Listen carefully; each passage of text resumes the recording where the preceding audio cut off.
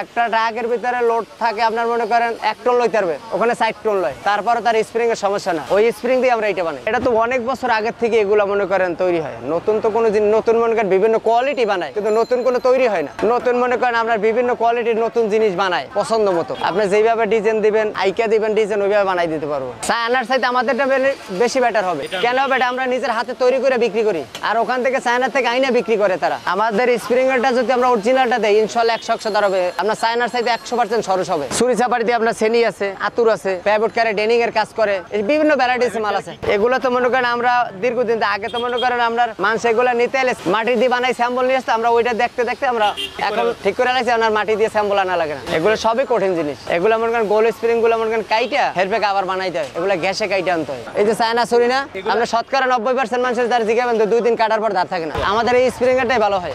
আমি যখন বলি আমরা যখন সাদা চাচ্ছেন তাহলে এইটা না কয় না, এটা দাঁড় থাকে না, আমাদের স্প্রিং এর বানানোটা দেন। এটা মনে করেন চকচক করে, কিন্তু চকচক করলে দাঁড় থাকে না, চকচক করলে কি সোনা হয়? সোনা কোনোদিন হয় না। এই যে হ্যান্ডেল ম্যান্ডেল এগুলো সেন্টিমিটার দেয় না, এগুলো কোরবানির 15 দিন আগে এগুলো আমরা সরাই রাখবো, তখন শুধু ছুরি চাপাটি কোরবানির গরু বানাইতে যেগুলো লাগে ওগুলোই চলবে ভ্যারাইটিস, ওগুলো ছাড়া অন্যটা চললেও আমরা ওই টাইমে বিক্রি করি। চাপাটি বেশি মনে করেন 700 টাকা কেজি স্প্রিং এরটা, আর কাঁচা লোহাটা 500 টাকা কেজি। আবার মনে করেন দাও ছুরি চাপাটি, ছুরি মনে করেন পিস হিসাবে, ছুরি 1000 টাকা আছে, 500 টাকা আছে, 1200 টাকা আছে। আমাদের বাজার তো প্রতিদ্বন্দ্বীর বাজার, বুঝেন না? দেখেন এক দোকানে এক দোকান প্রতিদ্বন্দ্বী, প্রতিযোগিতা থাকে আমাদের, কিন্তু একজনের দাম বাড়াই দিলে কাস্টমারটা ছুটে গেলে আরেকজন বিক্রি করবে, ওরকম না। প্রতিদ্বন্দ্বীর বাজারে কম দামে বিক্রি হয়। শোনেন, নিজের হাতে বলতে কি জানেন, আমি তো দোকানদারি করি, আমাদের কারিগররা আছে, হেল্পাররা আছে, কিন্তু হেল্পার কারিগরে বানায়, কিন্তু ওরা বানাইলে ওইটা আমরা ম্যাটেরিয়াল করে বেশি। আমাদের ভিতরে কারখানা আছে। আমার নাম মোহাম্মদ আবুল কালাম, আমি কামারিয়া লোহার ব্যবসা করি।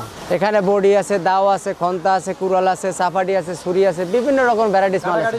আমাদের কাটাকাটি যা আছে সবই আছে। এটা মনে করেন আমাদের স্প্রিং এর যে আমরা যেটা বানাই বিক্রি করি, এটার উপরে কোনো মাল হবে না ইনশাআল্লাহ। স্প্রিং আমরা গাড়ির ট্রাক স্ট্যান্ড থেকে বা বিভিন্ন জায়গা থেকে আমরা কিনে নিয়ে আসি। গাড়ির স্প্রিং পাত আছে, ওগুলা ট্রাকের, বাসের, এগুলো নিয়ে আমরা বডি, দাও, ছুরি, চাপাটি, স্প্রিং এ জাপানি আছে, ইন্ডিয়ান আছে, সবগুলো স্প্রিং ভালো, হয়তো 19-20 থাকবেই স্বাভাবিক।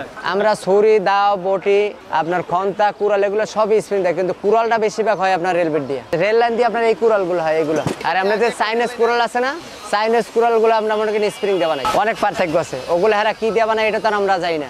ইন্ডিয়া চায়না অনেক পার্থক্য আছে। এরা তো মনে করেন খারাপ দিয়ে যে এরা মেটালিয়ান দিয়ে চকচাকা করে দিয়ে দেয়, আমাদের ভিতরে চকচাকা না হলেও কিন্তু আমাকে মেটালিয়ান অনেক উন্নত।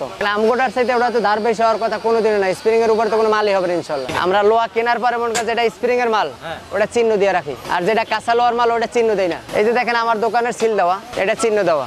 আবার যে চাপাটিটা চিহ্ন নাই, ওইটাকে চিহ্ন নাই। আমার যেটা চিহ্ন দেওয়া মাল, যেটা স্প্রিং এর, এটা চিহ্ন দেওয়া আছে, এটা স্প্রিং এর। আর কাঁচা লোহাটা দেখেন কোনো চিহ্ন নাই, কাঁচা লোহাটা বইটা যাবে, বাঁকা হয়ে যাবে, ওটা ভাঙবে না। আর স্প্রিং এরটা যদি টেম্পার হার্ড হয় তাহলে ওটা ভাঙবে, তাছাড়া ভাঙবে না।